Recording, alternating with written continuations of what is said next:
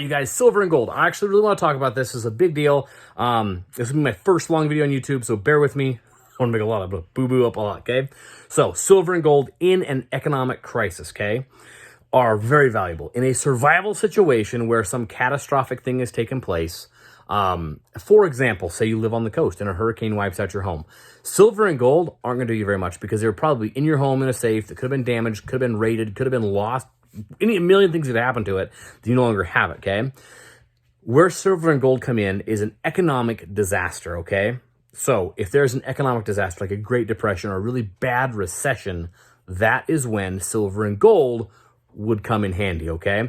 Now, I can't tell you and forecast that like, hey, well, they're gonna be super valuable, they're not gonna be valuable at all. They will have a value, okay? We know that from the Great Depression. But during the Great Depression, you saw people selling food for exorbitant amount of money. And another example of this is post-World War II. The war was over. It had been devastating. And suddenly you had these countries where most of the... guys, I cannot... The death toll during those wars was catastrophic, okay? So post-World War II, there was not enough farmers and most of the food had gone to the war efforts, okay? So America started shipping over food as crazy, but we were also short. We lost, a lot of people, okay? We had lost a lot of resources during that time period. So you have this economy that is being driven by food. So there's like these stories where these people go and they would get on the train and go out to the country and just trade off things of exorbitant value for a little bit of produce to come home and feed their families, because food is the base currency in the world, okay? No matter what, food will always have a value, okay? They just always will. It's the way it is, okay? Food is the original currency. It will always be a currency, all right? That's why you can go downtown in any big city and people are paying money, their paper stuff or credit cards, for food. It's gonna, no matter where you go, this will happen. It's easy to barter with food. I've got 5 heads of broccoli. You have a dead rabbit. I'm gonna trade you 3 heads of broccoli for your dead rabbit, okay? Like, you can trade, okay? That kind of thing. It's really easy to trade food. So, in an economic collapse, people can still raise food. That didn't change, okay? Funding to grow that food has changed, so food goes into scarcity.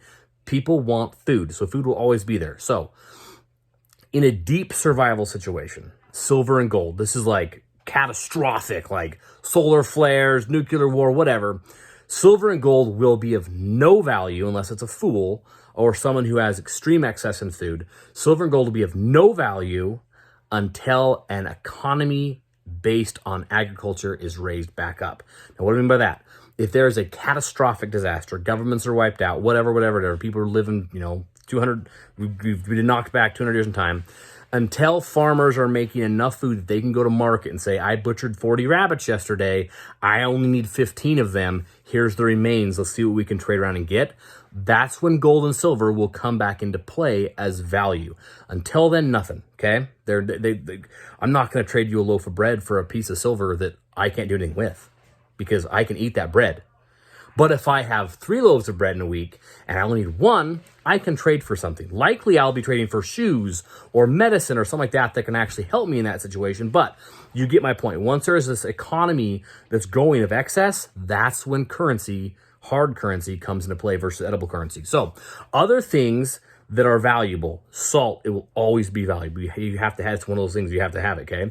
Food, water, alcohol, tobacco, those are things that are said that, hey, in a crisis situation can be of high value. Man, if you're jonesing for a hit, you're gonna make a mistake, in all honesty. You're gonna do something stupid and trade something you probably shouldn't for a couple smokes or a bottle of whiskey, okay? I personally don't have those vices, but everything I've studied says those would be great sources of bartering, okay? Now, going back to silver and gold.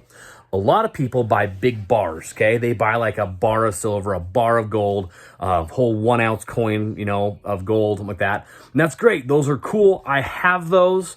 But I actually really recommend getting smaller amounts. So like you want the quarters, you want the dimes, you want those things that are smaller, because when it comes to crunch, you can trade a whole bunch of those that equals an ounce. But if someone only wants half an ounce for something, you can hook them up with, however much that's going to take to make up for that, okay? So, when you're going to buy your silver and gold, I highly recommend doing some research. You can find it on Facebook Marketplace. You can find it on Craigslist.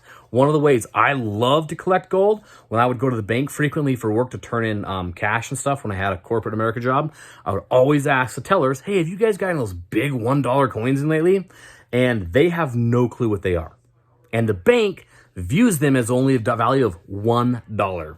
Okay? I've scored so many times at a bank like that. It's ridiculous, okay? Because the tellers, like, they're these young kids, they have no clue. And if they do have a clue and they know, they're usually like, bro, I was going to swap those back after my shift. But they can't do that until the end of their shift. They've got to get a bank manager and all kinds of nightmares. So, great way to score there in that way, okay? So, get it. See if you can find it as cheap as possible. If you're looking for silver, you can find silverware sometimes at thrift shops and that kind of stuff. You can find it there. Pawn shops can be a great source for, but they've bought it and they're marking it up. So if you can find guys that are selling their silver or gold, that's great. Now, which to buy, silver or gold? I actually really recommend silver because it's very affordable. I can afford that. Most people can afford a few ounces of silver to put away. Gold starts to get really stupid expensive, especially right now when our economy's kind of, doing this kind of thing. People are hedging their bets. So that's the great thing to invest in, okay, is silver. It's not that expensive.